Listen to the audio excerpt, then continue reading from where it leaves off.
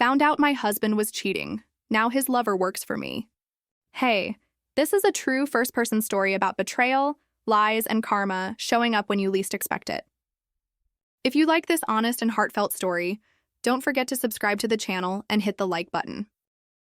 I guess you could say we were the picture-perfect couple. Alex and I met in college. He was charming, funny, way too good-looking for his own good. I was the ambitious one, always chasing the next goal. We balanced each other, or so I thought. We built a life together, 2-story house in the suburbs, a golden retriever named Benny, brunch on Sundays. You know, that Instagram-ready life people envy. What they didn't see was what I ignored for way too long. The distance started small. He was working late more often. We stopped touching, not in a dramatic way, just subtle. The quick kisses on the cheek turned into polite nods. We barely made eye contact in the mornings. I chalked it up to stress. I run my own marketing firm and had just taken on 2 new clients. He works in IT, high pressure, long hours. We were just busy. Right, but it was the little things. A stray perfume scent that wasn't mine. Locked phone. The way he started shaving down there again when I knew we hadn't hooked up in over a month. I'm not an idiot. I just didn't want to face the truth. That is, until one night when I came home early from a client dinner and caught him whispering on the phone in the garage. He didn't hear me come in. He was laughing. Laughing. I froze. I didn't want to believe it, but something in me already knew. Then I heard him say her name. Yeah, I miss you too, Jess. Jess. There it was, like a sledgehammer to the chest. I didn't say anything that night. I couldn't.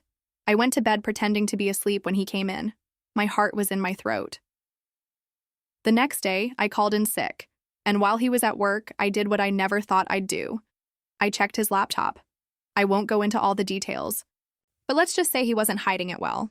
Emails, hotel reservations, a folder with pictures, her selfies, lingerie shots, the works. She had that look. Younger, blonder, the kind of woman who bites her lip in every photo and writes captions like, "Living my truth." My stomach turned.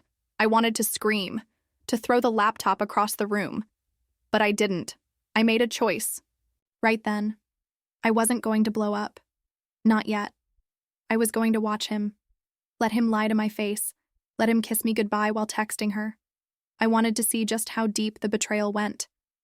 It sounds twisted, I know. But when your whole world tilts on its axis, you do crazy things just to keep standing. A week later, I confronted him.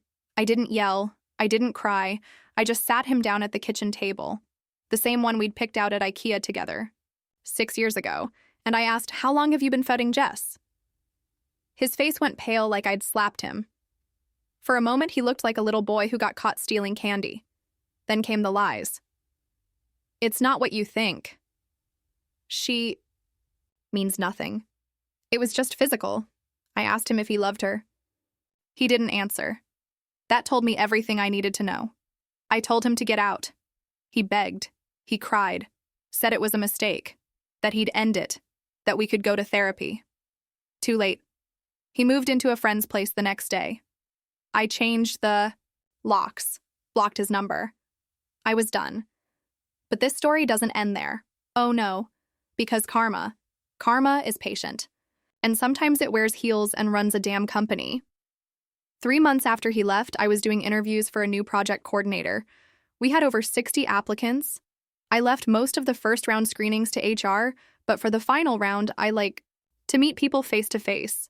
You already know where this is going, don't you? She walked in wearing a tight cream blouse and overdone lashes. "Hi, I'm Jess," she said, smiling like she owned the room. I nearly choked on my coffee. She didn't recognize me. Not at first. She sat across from me, legs crossed, confident. Like she had no idea the woman in front of her used to share a bed with the man she called baby in her emails. I let her talk. Let her pitch herself. She wasn't even that impressive, honestly. But she had a portfolio and charm, and she seemed desperate to prove herself. And then, as if the universe was writing the script, she looked at my framed photo on the shelf. Me and Alex at our wedding in Italy, and her face changed. Just slightly. but I saw it. Recognition. Regret. Panic. She knew.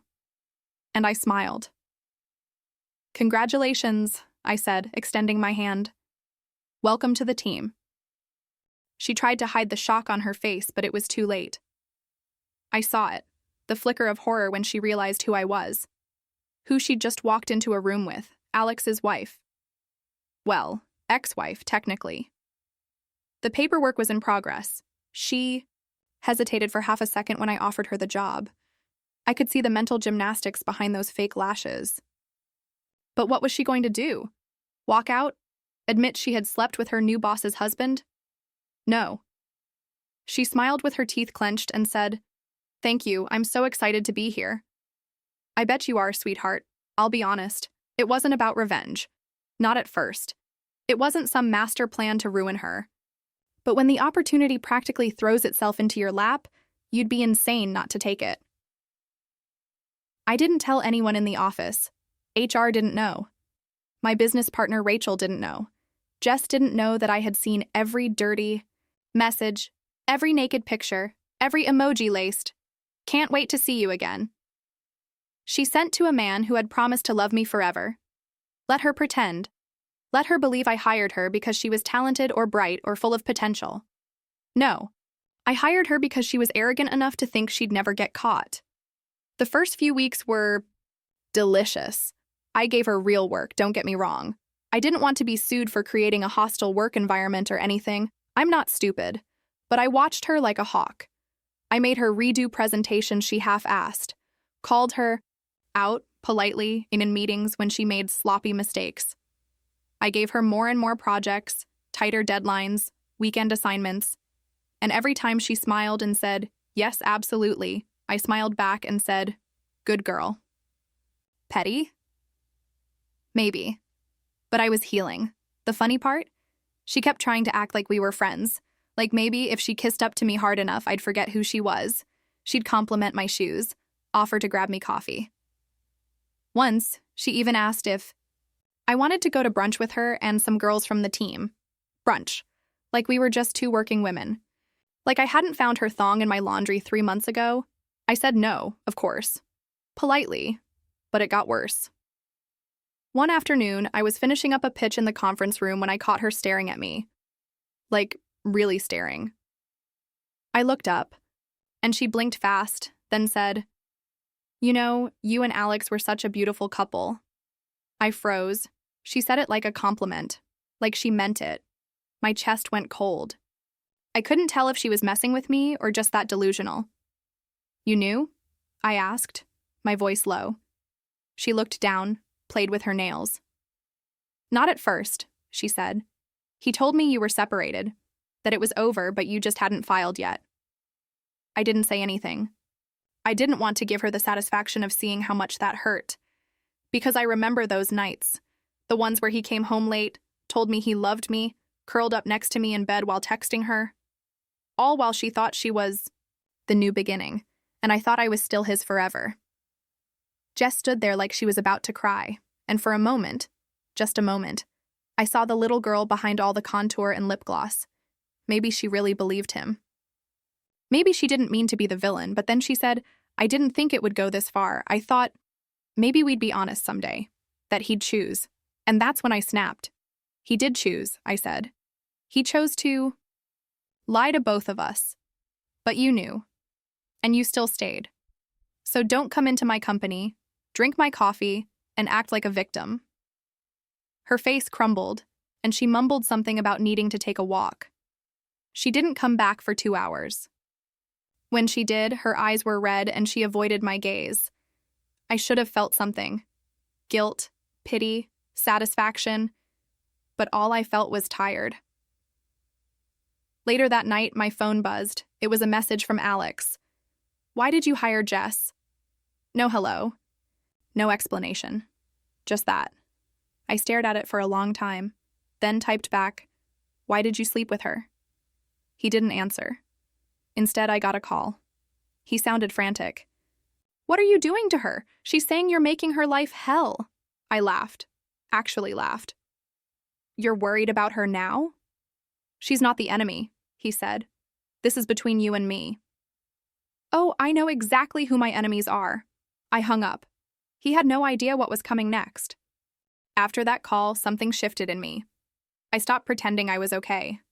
I'd spent weeks walking around like a ghost, smiling in meetings, nodding through conversations, drinking wine in the bathtub at night until the water went cold. But after hearing Alex defend Jess, I stopped feeling heartbroken. I started feeling angry. He destroyed our marriage, blew up my trust, humiliated me, and now he was calling me like I was the problem? Nah.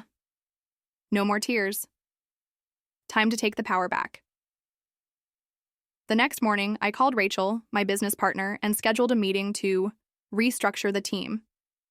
I pitched a new department Jess could lead, one designed to isolate her under the pretense of a promotion.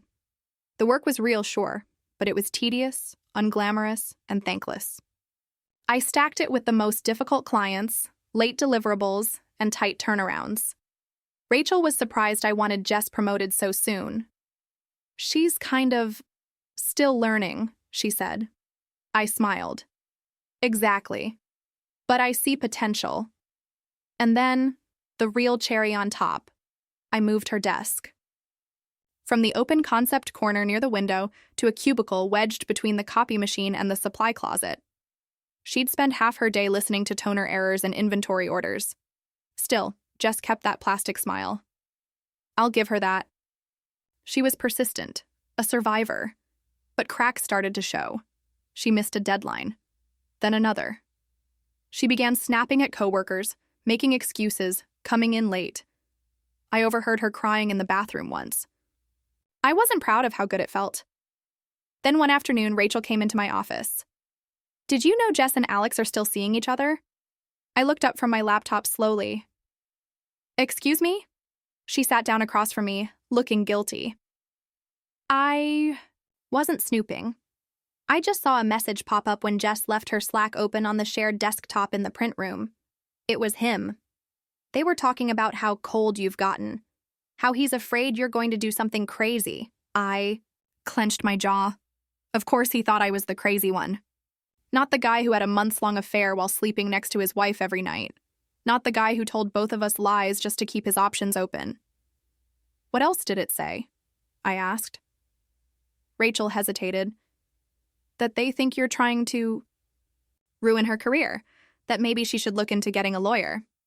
I laughed so hard I nearly cried. A lawyer? For what? Giving her a job she applied for? They had no idea who they were messing with. It wasn't just about hurting me anymore. It was about daring to play innocent after blowing up my life. The final straw came a week later. Jess didn't show up to work.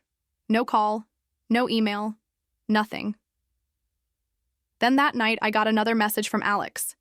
You think you're untouchable, but you're not. This ends now. I didn't respond. Instead, I gathered every bit of documentation. The application she submitted, the signed contract, all the email chains where she confirmed her assignments and accepted every project. I put them in a neat, little folder, just in case she really did go to a lawyer. Then I made my move. I called a friend who worked in publishing and told her I had a story, personal, raw, and very real. About being betrayed, about discovering your husband's affair, about rebuilding your life with the mistress sitting 10 feet away. She loved it. We started working on a feature piece. Not a name and shame, I was smarter than that. I never used real names, never mentioned my company. But anyone who knew would recognize the players. The best part? I made sure Jess got the draft. A friendly little just FYI email. Thought you'd want a heads up, since this is being pitched as a narrative of female empowerment and survival. Hope you're doing okay. I didn't hear from her after that, until 2 days later when she walked into my office, pale and shaking. You can't publish that, she said, voice trembling. Why not? I asked, cool as ice. It's my story. It's humiliating. People will know. You should have thought about that before you slept with my husband. She stood there, mouth opening and closing, like she wanted to argue but couldn't find the words. You're not the first woman to be lied to, I said. But you chose to stay once you knew. That's on you. Then I leaned forward. Let me be very clear. I gave you a job, paid you fairly, and gave you every chance to walk away. But you stayed. And now? You live with the consequences. Quit the next day. Didn't even send a proper resignation. Just an email that said, effective immediately. No goodbye. No thank you. And just like that, she was gone. After Jess quit, everything went eerily quiet. No more high heels clacking around the office, pretending to be confident. No more fake smile greetings in the break room. No more whispered hallway conversations with her little work clique. She disappeared. Vanished. And you'd think that would be the end, right? But no. See, Alex wasn't finished. 2 days after Jess resigned, he showed up at my house. No warning, no text. Just knocked on the door like it was 2019 and we were still in love. I opened it, saw his face, and almost shut it right back.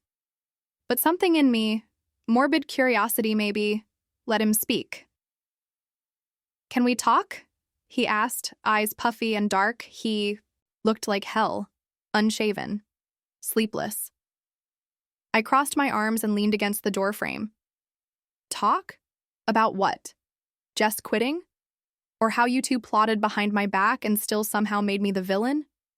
He ran his hand through his hair, frustrated.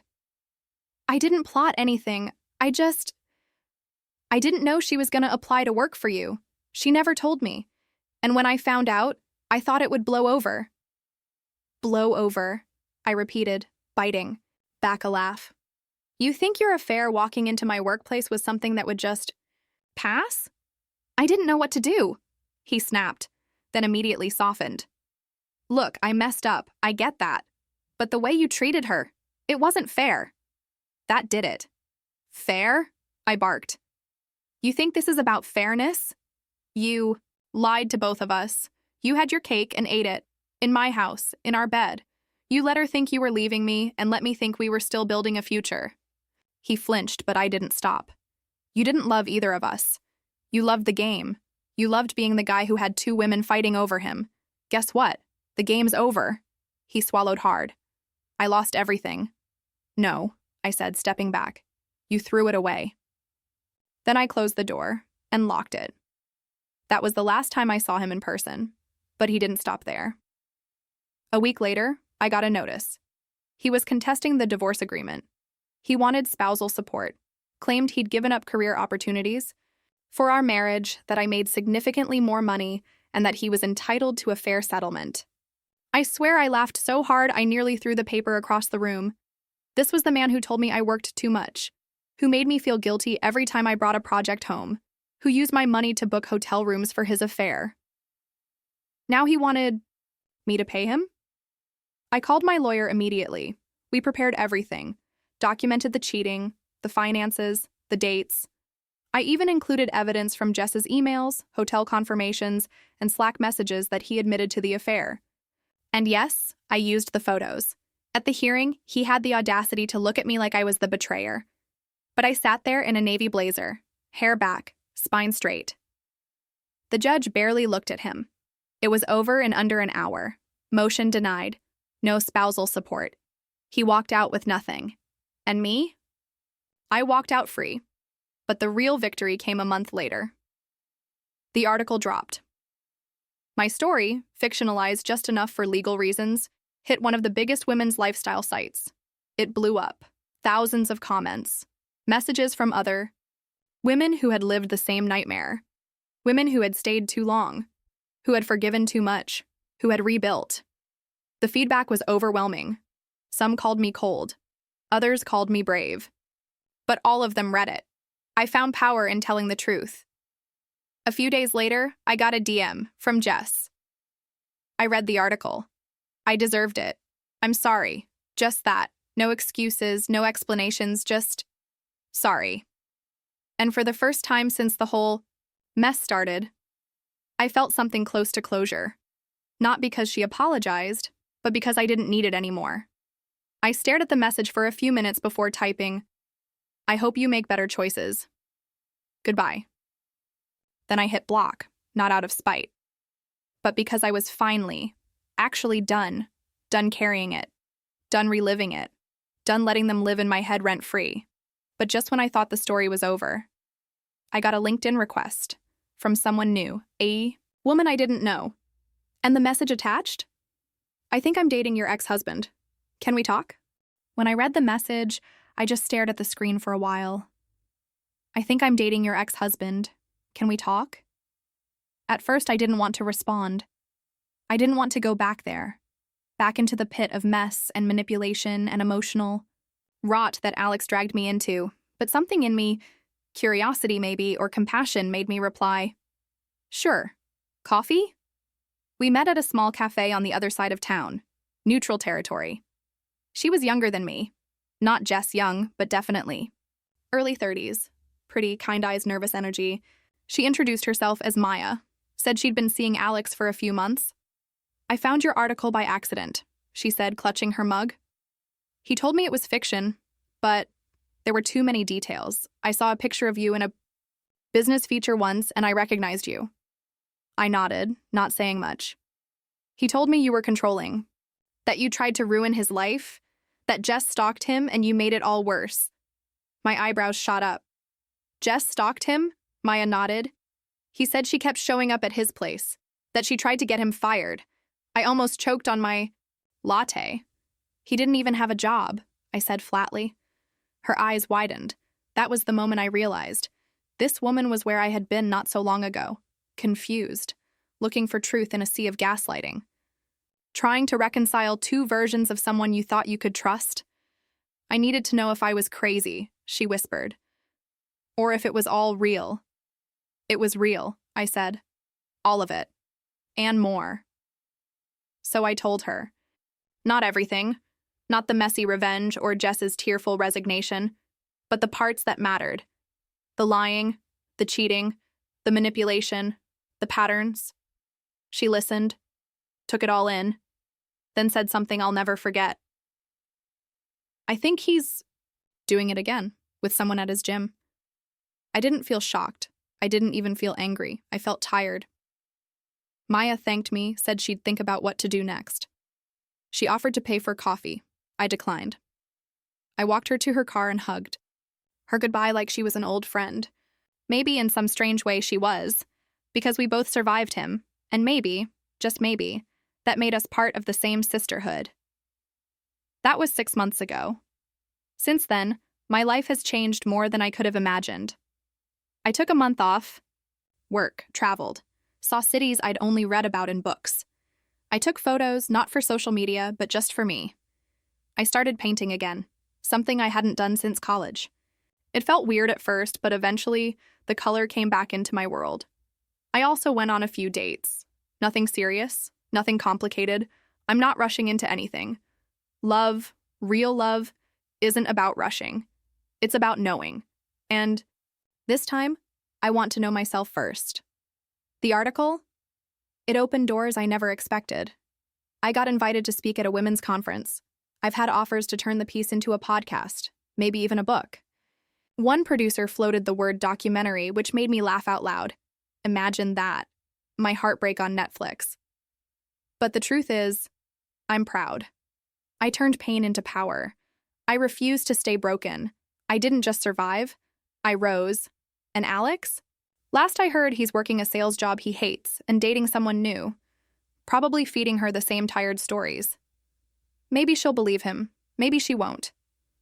But that's not my story anymore. Mine ended the moment I closed that chapter. For good. Funny thing is, revenge wasn't what healed me. It wasn't humiliating Jess or beating him in court or exposing the truth. It was letting go. It was choosing myself. And that's a story worth telling.